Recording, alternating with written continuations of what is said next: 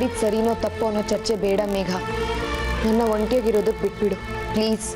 ಮಯೂರಿ, ನೀನ್ ಯಾವತ್ತೂ ತಪ್ಪು ಮಾಡಕ್ಕೆ ಸಾಧ್ಯನೇ ಇಲ್ಲ ಕಣೆ. ನಿನ್ ಮದ್ವೆ ಬೇಡ ಅನ್ನೋದಕ್ಕೆ ಕೊಟ್ಟಿಯಲ್ಲ ಕಾರಣ, ಅದನ್ನ ನಾನ್ ಮಾತ್ರ ಅಲ್ಲ, ಅಲ್ಲಿದ್ದ ಎಲ್ಲ ಜನರು ಒಪ್ಕೊಂಡ್ರು. ನೀನ್ ಮಾಡಿದ್ದು ಸರಿಯಾಗೇ ಇದೆ.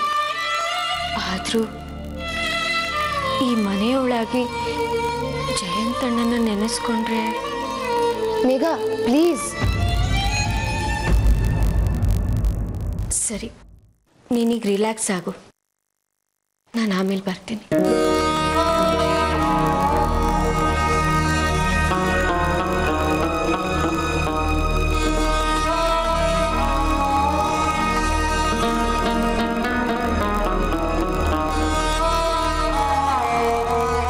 ಜಯಂತ್, ನೀನು ಮಾಡಿದ್ದು ಸರಿ ಇಲ್ಲ.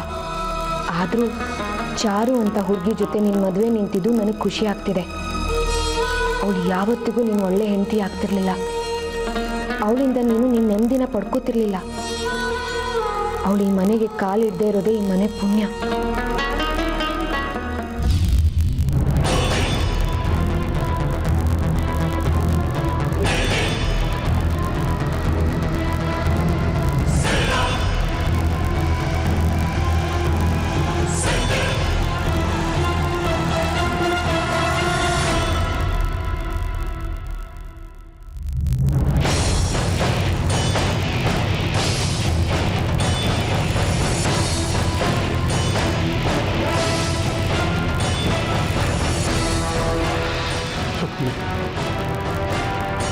ನೋಡು, ನಮ್ಮ ಮಗಳು ಹ್ಯಾಕ್ ತಂಗಿ ಸುಸ್ತ ಏನು ಅರಿಯದ ನನ್ನ ಮಗಳನ್ನ ಹಾಳು ಬಾವಿಗೆ ತಳ್ಬಿಟ್ರು. ಎಲ್ಲ ನನ್ನ ಕರ್ಮಾರಿ. ನಮ್ಗಿರೋಳು ಒಬ್ಳೆ ಮಗಳು. ನೀವು ಜೀವನ ಚೆನ್ನಾಗಿರ್ಬೇಕು ಅಂತ ನಾವು ಬೇಡದೇ ಇರೋ ದೇವ್ರೇ ಇಲ್ಲ, ಮಾಡದೇ ಇರೋ ಪೂಜೆನೂ ಇಲ್ಲ. ಕೊನೆಗೆ ಯಾವ ದೇವರು ನಮ್ಮ ಕಡೆ ನೋಡ್ಲೇ ಇಲ್ಲ ರೀ. ನನ್ನ ಮಗಳ ಜೀವನ ಹಾಳಾಗೋಯ್ತು. ಇವ್ರಿಗಳ ಮದುವೆ ಆಗಕ್ಕೆ ನನ್ನ ಮಗಳೇ ಬೇಕಿತ್ತ. ಮಾಡಿದ್ದೆಲ್ಲ ಇವರು ತಪ್ಪು ಮಾತ್ರ ನನ್ನ ಮಗಳಿದ್ದ. ಚೆನ್ನಾಗಿದೆ, ಆ ವಿಶ್ವನಾಥನ ನ್ಯಾಯ ತುಂಬಾ ಚೆನ್ನಾಗಿದೆ. ಬರ್ತಿರೋ ಕೋಪಕ್ಕೆ ಒಬ್ಬೊಬ್ಬರನ್ನ ಸಿಗದ ತೋರಣ ಕಟ್ಬೇಕು ಅನಿಸ್ತಿದ್ದೀರಿ.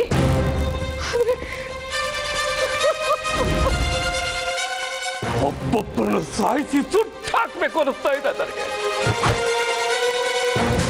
ಆದ್ರೆ ನಮ್ಮ ಮಗಳು ಅನಾಥಳಾಗ್ಬಿಡ್ತಾಳೆ ಅಂತ ನಾನು ಸುಮ್ಮನಿದ್ದೀನಿ.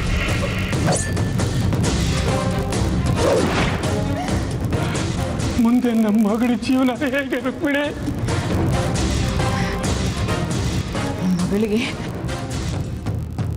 ನಮ್ಮ ಮಗಳಿಗೆ ಆ ದೇವ್ರೆ ಒಂದು ದಾರಿ ತೋರಿಸ್ತಾನೆ. ತೋರಿಸ್ತಾನೆ.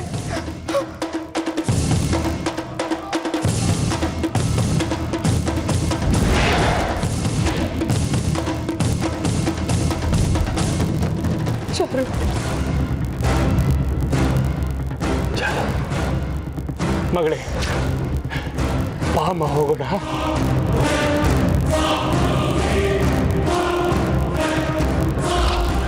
ಎಲ್ಲಿಗಪ್ಪ? ಎಲ್ರೂ ಸೇರಿ ನಿನ್ನ ಬಾಳನ್ನೇ ಮುಗಿಸ್ಬಿಟ್ರಲ್ಲೇ. ಈ ಮದುವೆ ಮಂಟಪದಲ್ಲಿ ಒಂಟಿಯಾಗಿ ಕೂತ್ಕೊಂಡು ಏನ್ ಮಾಡ್ತೀಯ ನೀನು? ನಡಿ ಮನೆಗೆ ಹೋಗೋಣ. ಯಾವ ಮನೆಗೆ?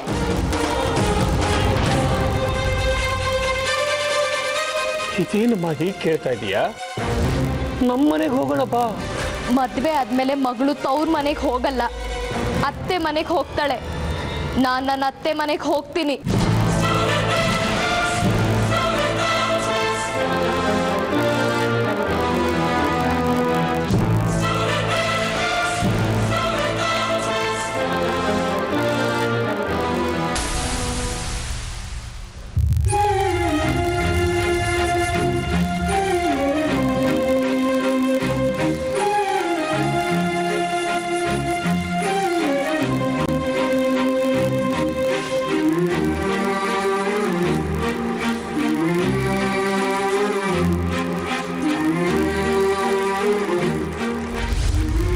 ದೊಡಮ್ಮ, ನಾನು ಆವೇಶ ಪಡ್ತಿಲ್ಲ. ಇವನನ್ನ ಮದುವೆ ಆದ್ರೆ ನನಗೂ ನೆಮ್ಮದಿ ಇರಲ್ಲ, ಇವನಿಗೂ ನೆಮ್ಮದಿ ಇರಲ್ಲ.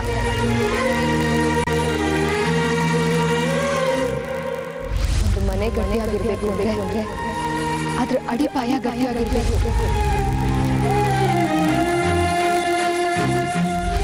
ಒಂದು ಹುಡುಗಿ ತನ್ನ ಭವಿಷ್ಯನ ರೂಪಿಸ್ಕೋಬೇಕು ಅಂದ್ರೆ ಅವ್ರ ಪ್ರೀತಿ ಗಟ್ಟಿಯಾಗಿರ್ಬೇಕು.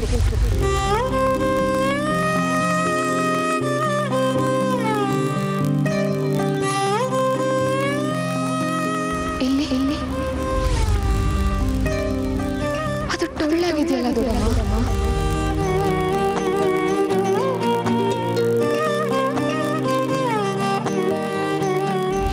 ಇನ್ನು ನಾನು ಯಾವ ಭರವಸೆ ಮೇಲೆ ಇವನ್ ಜೊತೆ ನನ್ನ ಭವಿಷ್ಯನ ಕಟ್ಕೊಳ್ಳಿ?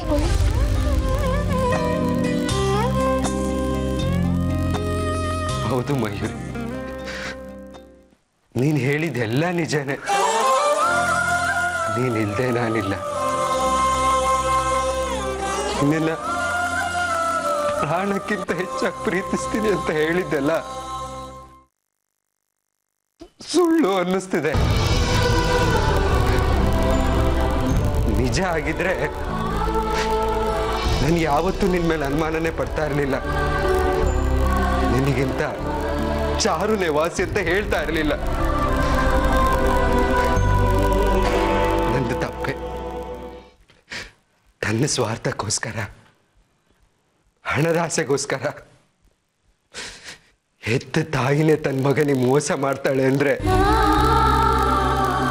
ನಾನು ಏನ್ ಮಾಡಕ್ಕಾಗತ್ತೆ ಮಯೂರಿ? ಪಶ್ಚಾತ್ತಾಪ ಪಡೋದೊಂದೇ ನನಗೀಗಿರೋ ದಾರಿ.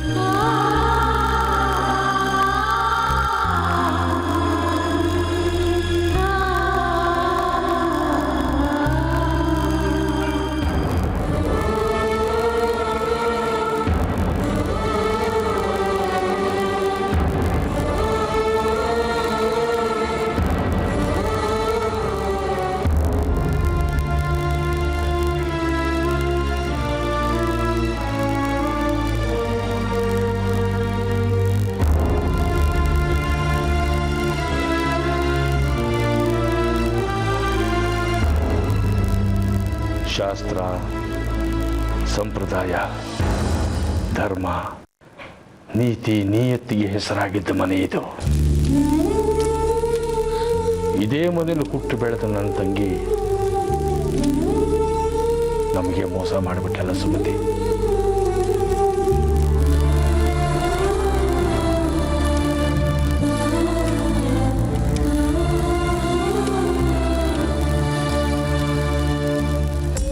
ಮೀನಾಕ್ಷಿ ಒಂದ್ ಕಡೆ ವಂಚನೆ ಮಾಡಿದ್ರೆ ಸಿಂಧು ಇನ್ನೊಂದ್ ಕಡೆ ಮೋಸ ಮಾಡಿದ್ಲು. ಇಬ್ರು ಸೇರ್ಕೊಂಡು ನನ್ನ ತಂಗಿ ಮಗಳು ಮಯೂರಿ ಬಾಳ ಹಾಳು ಮಾಡ್ಬಿಟ್ರು. ನಿಜ ಸುಮತಿ, ನಿಜ. ಎಷ್ಟು ವರ್ಷ ನಾವು ಕಷ್ಟಪಟ್ಟು ಸಂಪಾದನೆ ಮಾಡಿದ ಹೆಸರನ್ನ ಒಂದೇ ಸಲ ಮಣ್ಪಾಲ್ ಮಾಡಿಬಿಟ್ರಲ್ಲ. ಇಡೀ ಊರಲ್ಲಿ ಯಾರು ಏನೇ ಸಮಸ್ಯೆ ಆದರೂ ಎಲ್ಲರೂ ಹೇಳ್ತಾ ಇದ್ದಿದ್ದು ಒಂದೇ ಹೆಸರು, ವಿಶ್ವನಾಥ್. ವಿಶ್ವನಾಥನ್ ಕರೀರಿ, ಅವರು ಪ್ರತಿಯೊಂದನ್ನು ಧರ್ಮದ ದೃಷ್ಟಿಯಲ್ಲಿ ನೋಡಿ ಪರಿಹಾರ ಕೊಡ್ತಾರೆ ಅಂತಿದ್ರು. ಈಗ ಅದೇ ಜನ ನನ್ನ ಬಗ್ಗೆ ಏನು ಮಾತಾಡ್ಕೋತಾ ಇರಬಹುದು ಸುಮತಿ? ಅವನ ಮನೆಯಲ್ಲೇ ನಡೆದ ಮೋಸ ವಂಚನೆನ ಕಂಡುಹಿಡಿಯಕ್ಕಾಗಲಿಲ್ಲ. ಅವನಿಗಾದ ಅನ್ಯಾಯನೇ ಅವನು ತಡೆಯೋಕ್ಕಾಗಲಿಲ್ಲ. ಅಂಥವನು ನಮಗೆಂಥ ನ್ಯಾಯ ಒದಗಿಸಬಲ್ಲ ಅಂತ ಜನ ಮಾತಾಡ್ಕೋತಿರಲ್ವಾ?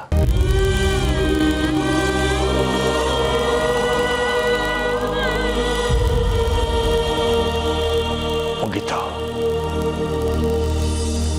ವಿಶ್ವನಾಥನ ಜೀವನದ ಕೊನೆಯ ಅಧ್ಯಾಯಕ್ಕೆ ಬಂದುಬಿಟ್ಟಿದ್ದಾನೆ. ನೀವು ಹಾಗೆಲ್ಲ ಮಾತಾಡ್ಬೇಡಿ, ನನ್ನ ಮನಸ್ಸಿಗೆ ತುಂಬ ನೋವಾಗುತ್ತೆ. ನಾನು ಹೇಳ್ತಾ ಇರೋದ್ರಲ್ಲಿ ಯಾವ ಉತ್ಪ್ರೇಕ್ಷೆನೂ ಇಲ್ಲ ಸುಮತಿ. ಎಲ್ಲವೂ ಸತ್ಯನೇ.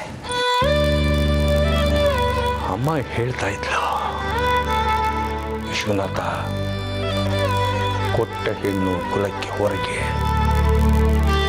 ಅವಳನ್ನ ಅವಳ ಪಾಡಿಗೆ ಬಿಟ್ಬಿಡು. ಅವಳ ಕಷ್ಟನೆಲ್ಲ ಅವಳೇ ಸರಿಪಡಿಸ್ಕೊಳ್ಳಿ. ಅವಳ ಬದುಕನ್ನು ಅವಳೇ ಕಟ್ಕೊಳ್ಳಿ. ಸಹಾಯ ಮಾಡು, ದೂರ ನಿಂತ್ಕೊಂಡು ಸಹಾಯ ಮಾಡು ಅಂತ ಪದೇ ಪದೇ ಹೇಳಿದ್ರು. ಅವ್ರ ಮಾತನ್ನು ನಾನು ಕಿವಿ ಮೇಲೆ ಹಾಕ್ಕೊಳ್ಳೇ ಇಲ್ಲ. ಇರೋಳೊಬ್ಬಳು ತಂಗಿ, ಅವಳ ಕಷ್ಟನ ಅಣ್ಣ ಆಗಿ ನಾನಲ್ಲದೆ ಇನ್ಯಾರು ನೋಡಬೇಕು ಅಂತ ಹೇಳಿ ಅವಳ ಕುಟುಂಬನ ನನ್ನ ಮನೆಗೆ ತಗೊಂಡು ಬಂದೆ.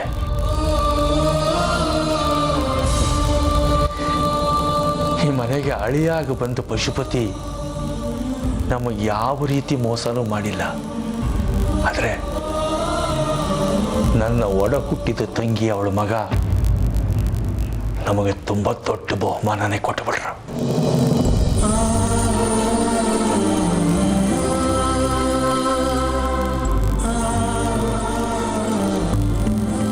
ನಿಜ ರೀ, ವಾರ್ಗಿತ್ತಿನ ವಾರ್ಗಿತ್ತಿಯಾಗೆ ನೋಡು. ನೀನು ಈ ಮನೆ ಹಿರಿ ಸೊಸೆ, ಅವಳು ಕಿರಿ ಸೊಸೆ.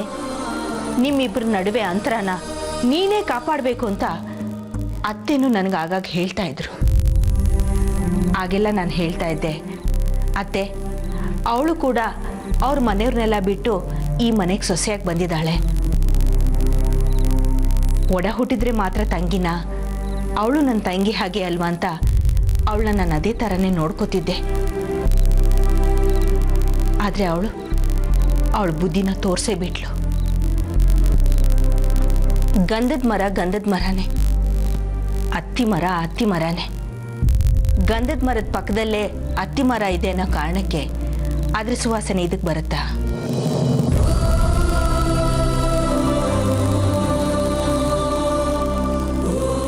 ನಿನ್ನ ಮಾತು ನಿಜ ಸುಮತಿ. ಸ್ವಂತ ಬುದ್ಧಿ ಇಲ್ಲ, ಇನ್ನೊಬ್ಬರು ಹೇಳಿದ ಮಾತಿಗೆ ಗೌರವ ಇಲ್ಲ.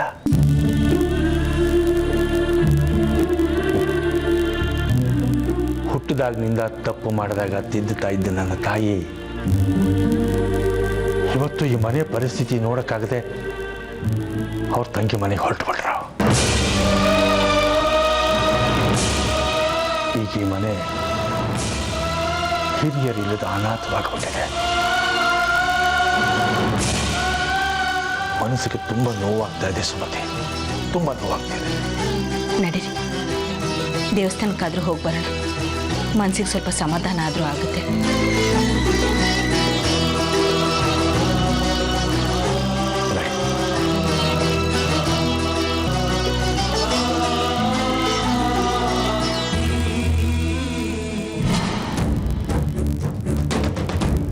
ಚಾರು, ಮಗಳೇ, ನೀನು ಪ್ರಜ್ಞೆ ಇಟ್ಕೊಂಡು ಮಾತಾಡ್ತಿದೀಯಾ?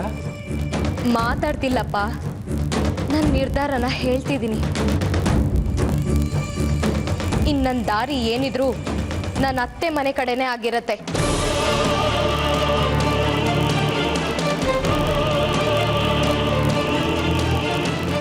ಚಾರು, ಹುಚ್ಚಿಡ್ದಿದೇನೆ ನಿನಗೆ? ಒಂದು ಹುಡುಗಿಗೆ ಹೆಂಡತಿ ಅನ್ನೋ ಪಟ್ಟ ಬರೋದು ಗಂಡು ತಾಳಿ ಕಟ್ಟಾಗ ಮಾತ್ರ ಕಣೆ. ಹಾಗಾದ್ರೆ ಎಂಗೇಜ್ಮೆಂಟ್ ಯಾಕೆ ಮಾಡ್ತಾರೆ? ಮಾಡಕ್ ಕೆಲಸ ಇಲ್ಲ ಅಂತನಾ ಅಥವಾ ದುಡ್ಡು ಜಾಸ್ತಿ ಇದೆ ಅಂತನಾ?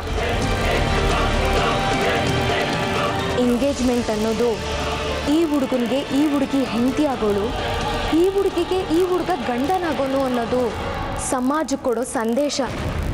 ಅದನ್ನ ಅರ್ಧ ಮದುವೆ ಅಂತ ಕರೀತಾರೆ. ನನ್ನ ಜಯಂತನ ಎಂಗೇಜ್ಮೆಂಟ್ ಆಯ್ತೋ ಇಲ್ವೋ, ಅಲ್ಲಿಗೆ ಜಯಂತನ ಜೊತೆ ಅವತ್ತೇ ನನಗೆ ಅರ್ಧ ಮದುವೆ ಆದಾಗೆ ತಾನೇ. ರಿಸೆಪ್ಷನ್ ಅಂತ ಒಂದು ಮಾಡ್ತಾರೆ.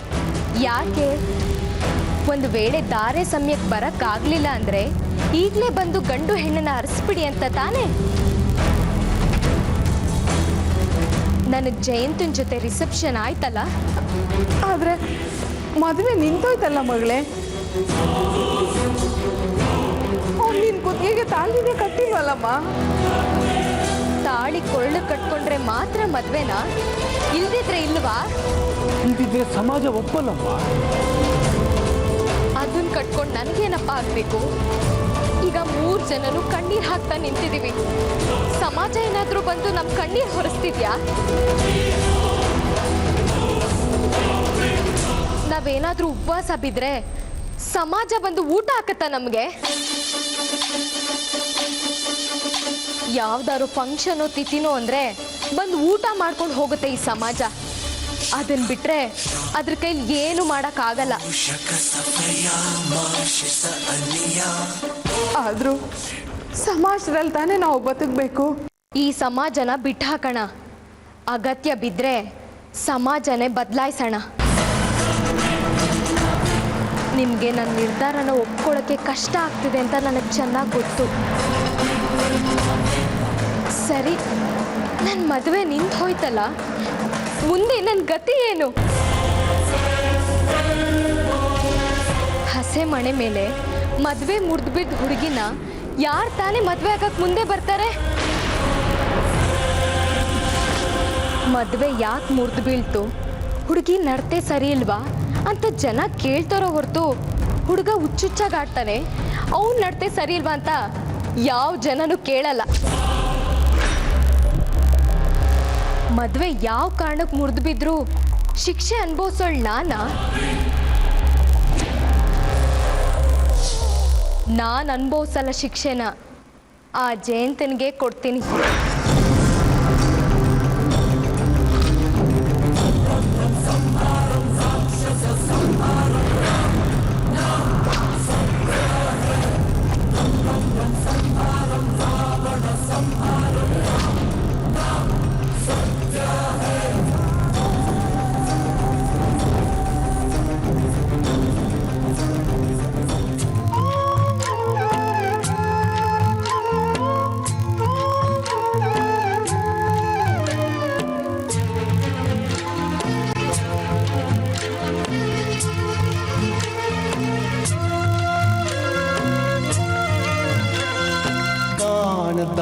ಕಡಲಿಗೆ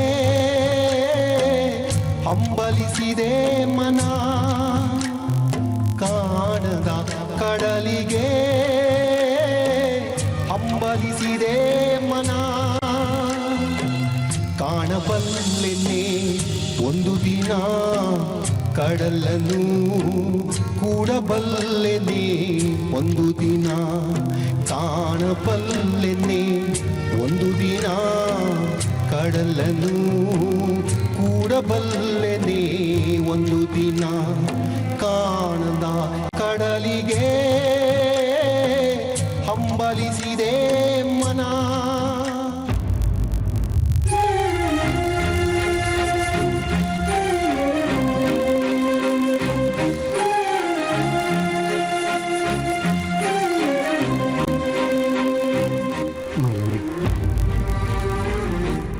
ಮಯೂರಿ, ಆಗ ನನಗೆ ಕೆಲವು ವಿಷಯಗಳು ಅರ್ಥ ಆಗಿರಲಿಲ್ಲ. I am extremely sorry. Megha, ಅವನ್ನ ಇಲ್ಲಿಂದ ಹೋಗಕ್ಕೆ ಹೇಳು ಪ್ಲೀಸ್. Give me 5 minutes. ನಾನು ಹೇಳೋದನ್ನ ಕೇಳು.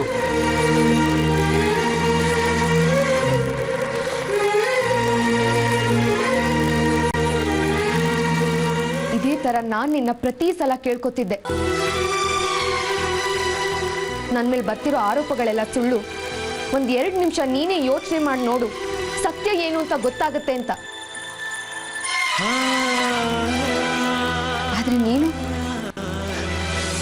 ನನಗೆ ಅವಮಾನ ಹೇಗೆ ಮಾಡಬೇಕು ಅಂತ ಪ್ಲಾನ್ ಮಾಡ್ತಿದ್ಯೋ ಹೊರತು ನಾನು ಏನು ಹೇಳ್ತಿದ್ದೆ ಅಂತ ಕೇಳಿಸ್ಕೊತಾನೂ ಇರಲಿಲ್ಲ.